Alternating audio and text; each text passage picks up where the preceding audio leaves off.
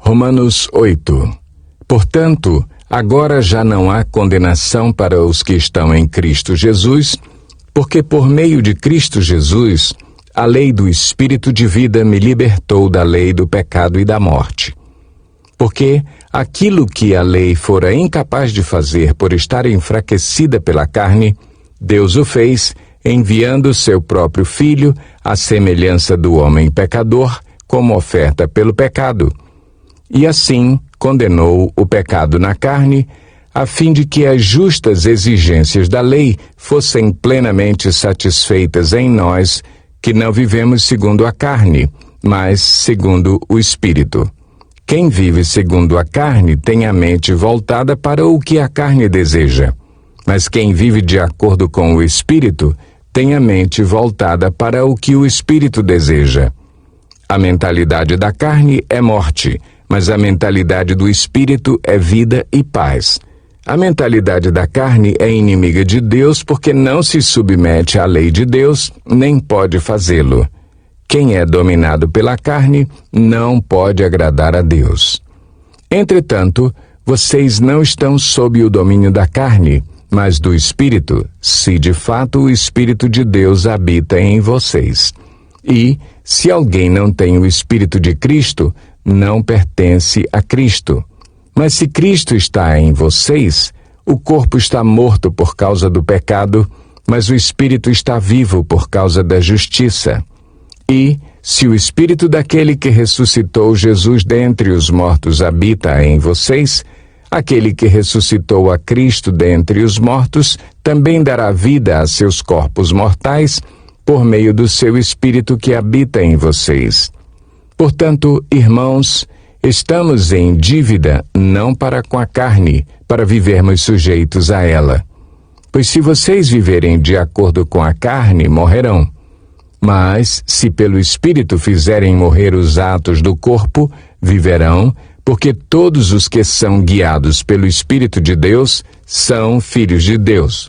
Pois vocês não receberam um espírito que os escravize para novamente temerem, mas receberam o Espírito que os adota como filhos, por meio do qual clamamos, Abba, Pai. O próprio Espírito testemunha ao nosso espírito que somos filhos de Deus. Se somos filhos, então somos herdeiros, herdeiros de Deus e co-herdeiros com Cristo. Se de fato participamos dos seus sofrimentos, para que também participemos da sua glória. Considero que os nossos sofrimentos atuais não podem ser comparados com a glória que em nós será revelada. A natureza criada aguarda, com grande expectativa, que os filhos de Deus sejam revelados, pois ela foi submetida à inutilidade, não pela sua própria escolha, mas por causa da vontade daquele que a sujeitou, na esperança de que a própria natureza criada será libertada da escravidão da decadência em que se encontra, recebendo a gloriosa liberdade dos filhos de Deus. Sabemos que toda a natureza criada geme até agora como em dores de parto. E não só isso, mas nós mesmos, que temos os primeiros frutos do Espírito, gememos interiormente, esperando ansiosamente nossa adoção como filhos, a redenção do nosso corpo. Pois nessa esperança fomos salvos. Mas esperança que se vê não é esperança. Quem espera por aquilo que está vendo? Mas se esperamos o que ainda não vemos, aguardamo-lo pacientemente. Da mesma forma, o Espírito nos ajuda em nossa fraqueza, pois não sabemos como orar. Mas o próprio Espírito intercede por nós com gemidos inexprimíveis. E aquele que sonda os corações conhece a intenção do Espírito, porque o Espírito intercede pelos santos de acordo com a vontade de Deus. Sabemos que Deus age em todas as coisas para o bem daqueles que o amam, dos que foram chamados de acordo com o seu propósito. Pois aqueles que de antemão conheceu, também os predestinou para serem conformes à imagem de seu Filho, a fim de que ele seja o primogênito entre muitos irmãos. E aos que predestinou, também chamou. Aos que chamou, também justificou. Aos que justificou, também glorificou. Que diremos, pois, diante dessas coisas? Se Deus é por nós, quem será contra nós? Aquele que não poupou seu próprio filho, mas o entregou por todos nós, como não nos dará juntamente com ele e de graça todas as coisas? Quem fará alguma acusação contra os escolhidos de Deus? É Deus quem os justifica. Quem os condenará? Foi Cristo Jesus que morreu, e mais, que ressuscitou e está à direita de Deus e também intercede por nós. Quem nos separará do amor de Cristo? Será tribulação, ou angústia, ou perseguição, ou fome, ou nudez, ou perigo, ou espada? Como está escrito, por amor de ti enfrentamos a morte todos os dias. Somos considerados como ovelhas destinadas ao matadouro. Mas em todas estas coisas somos mais que vencedores por meio daquele que nos amou. Pois estou convencido de que nem morte, nem vida, nem anjos, nem demônios, nem o presente, nem o futuro, nem quaisquer poderes, nem altura, nem profundidade, nem qualquer outra coisa na criação será capaz de nos separar do amor de Deus que está em Cristo Jesus, nosso Senhor. Romanos 9. Digo a verdade em Cristo, não minto. Minha consciência o confirma no Espírito Santo. Tenho grande tristeza e constante angústia em meu coração, pois eu até desejaria ser amaldiçoado e separado de Cristo por amor de meus irmãos, os de minha raça, o povo de Israel. Deles é a adoção de filhos, deles é a glória divina, as alianças, a concessão da lei, a adoração no templo e as promessas. Deles são os patriarcas, e a partir deles se traça a linhagem humana de Cristo, que é Deus acima de todos, bendito para sempre. Amém. Não pensemos que a palavra de Deus falhou, pois nem todos os descendentes de Israel são Israel. Nem por serem descendentes de Abraão, passaram todos a ser filhos de Abraão. Ao contrário, por meio de Isaque, a sua descendência será considerada. Noutras palavras, não são os filhos naturais que são filhos de Deus, mas os filhos da promessa é que são considerados descendência de Abraão, pois foi assim que a promessa foi feita. No tempo devido, virei novamente, e Sara terá um filho. E esse não foi o único caso. Também os filhos de Rebeca tiveram um mesmo pai, nosso pai Isaque. Todavia, antes que os gêmeos nascessem ou fizessem qualquer coisa boa ou má, a fim de que o propósito de Deus conforme a eleição permanecesse, não por obras, mas por aquele que chama, foi dito a ela: o mais velho servirá ao mais novo, como está escrito: amei Jacó, mas rejeitei Esaú. E então, que diremos? Acaso Deus é injusto? De maneira nenhuma, pois ele diz a Moisés: terei misericórdia de quem eu quiser ter misericórdia, e terei compaixão de quem eu quiser ter compaixão. Portanto, isso não depende do desejo ou do esforço humano, mas da misericórdia de Deus. Pois a Escritura diz ao Faraó: eu o levantei exatamente com este propósito, mostrar em você o meu poder, e para que o meu nome seja proclamado em toda a terra. Portanto, Deus tem misericórdia de quem Ele quer, e endurece a quem Ele quer. Mas algum de vocês me dirá: então por que Deus ainda nos culpa?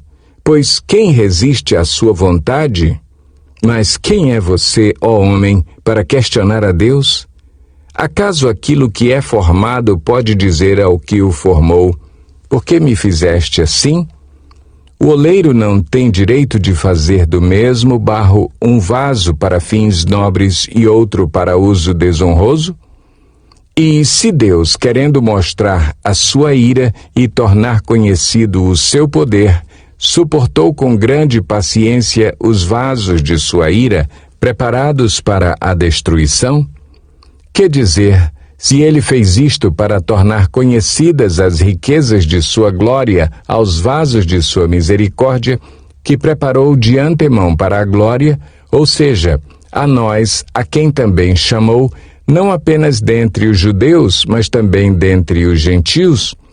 Como ele diz em Oséias: chamarei meu povo a quem não é meu povo, e chamarei minha amada a quem não é minha amada. E acontecerá que, no mesmo lugar em que se lhes declarou, vocês não são meu povo, eles serão chamados filhos do Deus vivo. Isaías exclama com relação a Israel: embora o número dos israelitas seja como a areia do mar, apenas o remanescente será salvo, pois o Senhor executará na terra a sua sentença rápida e definitivamente. Como anteriormente disse Isaías, se o Senhor dos Exércitos não nos tivesse deixado descendentes, já estaríamos como Sodoma e semelhantes a Gomorra. Que diremos então? Os gentios que não buscavam justiça a obtiveram, uma justiça que vem da fé, mas Israel, que buscava uma lei que trouxesse justiça, não a alcançou. Por que não? Porque não a buscava pela fé, mas como se fosse por obras. Eles tropeçaram na pedra de tropeço, como está escrito: eis que ponho em Sião uma pedra de tropeço e uma rocha que faz cair, e aquele que nela confia jamais será envergonhado. Romanos 10.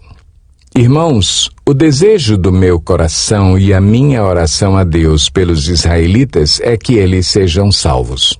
Posso testemunhar que eles têm zelo por Deus, mas o seu zelo não se baseia no conhecimento, porquanto, ignorando a justiça que vem de Deus e procurando estabelecer a sua própria, não se submeteram à justiça de Deus. Porque o fim da lei é Cristo, para a justificação de todo o que crê. Moisés descreve desta forma a justiça que vem da lei. O homem que fizer estas coisas viverá por meio delas. Mas a justiça que vem da fé diz: não diga em seu coração: quem subirá aos céus? Isto é, para fazer Cristo descer? Ou quem descerá ao abismo? Isto é, para fazer Cristo subir dentre os mortos. Mas o que ela diz? A palavra está perto de você, está em sua boca e em seu coração. Isto é, a palavra da fé que estamos proclamando. Se você confessar com a sua boca que Jesus é Senhor e crer em seu coração que Deus o ressuscitou dentre os mortos, será salvo. Pois com o coração se crê para a justiça e com a boca se confessa para a salvação. Como diz a Escritura, todo o que nele confia jamais será envergonhado. Não há diferença entre judeus e gentios, pois o mesmo Senhor é Senhor de todos e abençoa ricamente todos os que o invocam, porque todo aquele que invocar o nome do Senhor será salvo. Como, pois, invocarão aquele em quem não creram? E como crerão naquele de quem não ouviram falar? E como ouvirão se não houver quem pregue? E como pregarão se não forem enviados, como está escrito? Como são belos os pés dos que anunciam boas novas.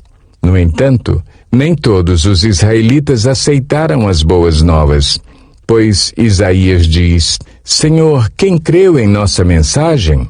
Consequentemente, a fé vem por se ouvir a mensagem, e a mensagem é ouvida mediante a palavra de Cristo. Mas eu pergunto, eles não a ouviram? Claro que sim. A sua voz ressoou por toda a terra e as suas palavras até os confins do mundo. Novamente pergunto, será que Israel não entendeu? Em primeiro lugar, Moisés disse: farei que tenham ciúmes de quem não é meu povo. Eu os provocarei a ira por meio de um povo sem entendimento.